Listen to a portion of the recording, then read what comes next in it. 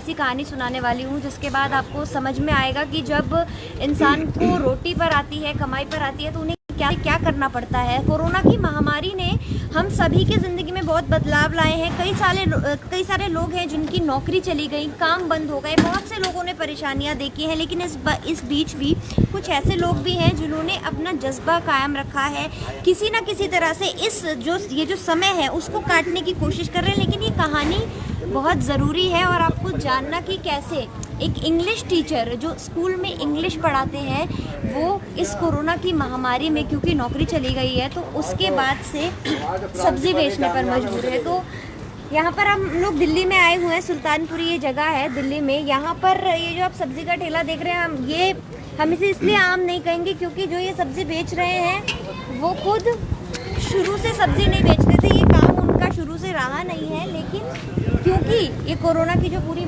महामारी थी उसने अब सब्ज़ी बेचने पर भी इनको मजबूर कर रहा है। सीधे आपको इनके पास ले आते हैं। सर, सबसे पहले तो हम आपके बारे में जानना चाहेंगे, अपने बारे में कुछ बताइए। जी जी। My name is Wazir Singh.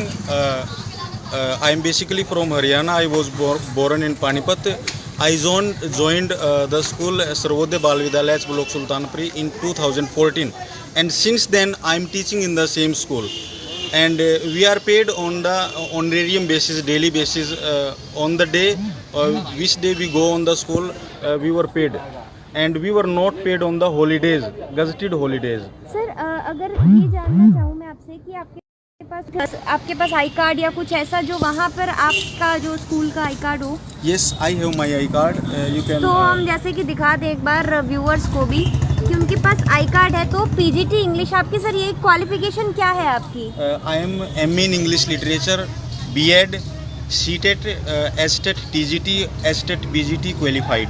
तो इतनी सारी क्वालिफिकेशन होने के बाद भी सर अभी जो सब्जी आपको यहाँ पर बेचनी पड़ रही है, थोड़ी हम आपकी कहानी जानना चाहेंगे और दर्शकों तक, व्यूअर्स तक पहुँचाना चाहेंगे कि आपकी कहानी क्या, हिंदी में बताएं।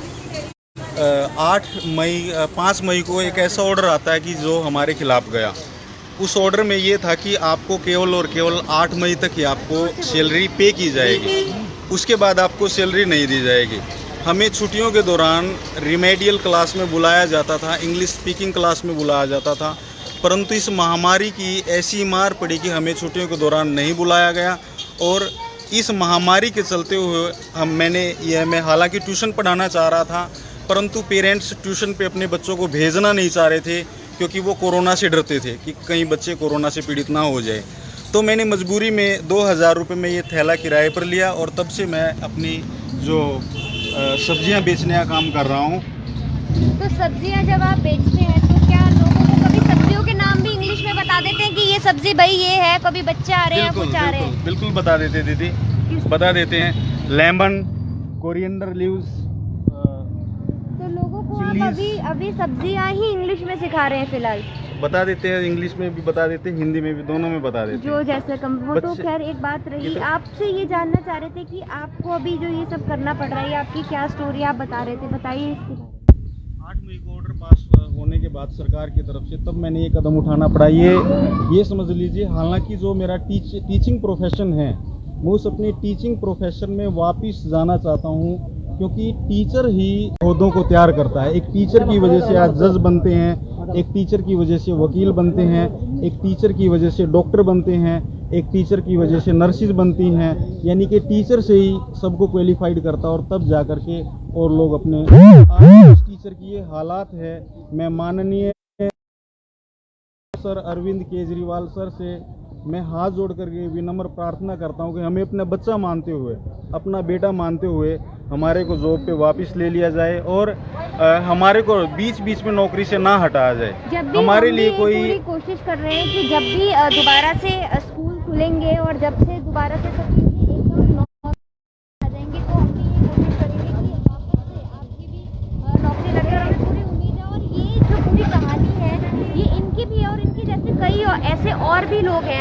आपने बताया कि आपके कई और भी फ्रेंड्स हैं। अचार बेचने का काम कर रहा है, एक साथी टायर पंचर लगाने का काम कर रहा है, एक साथी खेतों में काम कर रहा है और ये मीडिया में लगभग मीडिया इसको कवर किए हुए दिखाई जा रही है। और मेरी डिप्टी सीएम सर से एक और गुजारिश है कि हमें बीच बीच में नौकरी से ना हटाया जाए। हमारे लिए जैसे हरियाणा में कॉन्ट्रैक्ट पर था या वहाँ पर पूरा था? हमें कॉन्ट्रैक्ट पे रखा जाता है, तो कॉन्ट्रैक्ट पर तो आपको मतलब पर क्लासेस के हिसाब से पर डे के हिसाब से जी हमें पे किया जाता तो जो ये क्लासेस हैं या जो भी जिस भी तरह से जो टीचर्स हैं जो सब इस वक्त पढ़ा रहे थे, और क्योंकि ये जो महामारी है इससे सभी का, ना सिर्फ एक इंसान का, लेकिन ये एक बड़ी कहानी जो थी हमने आपको बताई, लेकिन इस महामारी के बीच हम सभी के साथ कहीं ना कहीं ऐसा हुआ है। बहुत से आप लोग जो देख रहे हैं उनके साथ भी ऐसा होगा कि रोजगार, काम, इस सब में परेशानी हुई है, लेकिन हमें हिम्मत नहीं हारनी है और सबसे जरूरी बात है विश्वास कायम रखना है कि जब तक ये महामारी चल रही है, जो सब चीज़ों से हम जूझ रहे हैं, उसके बाद हमें उससे ऊपर उठना और हमारे साथ जो वापस आने वाला जो समय, और हम उम्मीद कर रहे हैं कि आपके साथ भी और बाकी भी जो लोग हैं उन सबके साथ इस कोरोना की जो महामारी है उसके बाद चीज़ें वापस से पटरी पर आ जाएंगी। Presenting B News app available on Google Play and App Store. Download it now.